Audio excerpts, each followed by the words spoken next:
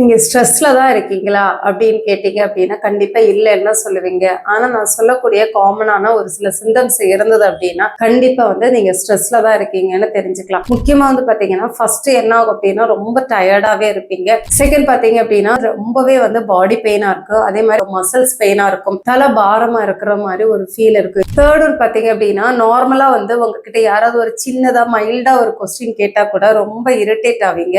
சின்ன சின்ன விஷயங்களுக்கு வந்து நீங்க கோவப்படுறீங்களா இருந்தீங்க அப்படின்னா கண்டிப்பா வந்து உங்களுக்கு ஸ்ட்ரெஸ் வந்து ரொம்ப அதிகமா இருக்கு. ஃபோர்த் ஒன் பாத்தீங்க அப்படின்னா நீங்க எடுத்துக்கிற உணவுகள் வந்து ப்ராப்பரா உங்களுக்கு டைஜஷன் ஆகாது. அதே மாதிரி வந்து உங்களுக்கு மலச்சிக்கல் பிரச்சனைகள் இந்த மாதிரி வரதுக்கு வாய்ப்பு இருக்கு. ஃபிஃப்த் ஒன் பாத்தீங்க அப்படின்னா ப்ராப்பரா வந்து உங்களுக்கு தூக்கம் இருக்காது. ரொம்ப வந்து பாத்தீங்கன்னா வந்து ஒரு டிஸ்டர்பன்ஸ் ஸ்லீப்பாவே இருக்கு. இந்த மாதிரி சிம்டம்ஸ் இருந்தது அப்படின்னா உங்களுக்கு ஸ்ட்ரெஸ் ரொம்ப அதிகமா இருக்குன்னு அர்த்தம். அப்படின்னா நீங்க என்ன பண்ணணும்னா ரெகுலரா வந்து வாக் பண்றது, மெடிடேஷன் பண்றது, பிராணாயாமா பண்றது அந்த மாதிரி வந்து பண்ணிக்கோங்க. அதே மாதிரி உங்களுக்கு என்ன விஷயங்கள் வந்து பிடிக்குமோ அந்த விஷயத்துல வந்து ரொம்பவே வந்து கான்சென்ட்ரேட் பண்ணி மைண்டை வந்து ஹாப்பியா வச்சுக்கிற மாதிரி பாத்துக்கோங்க.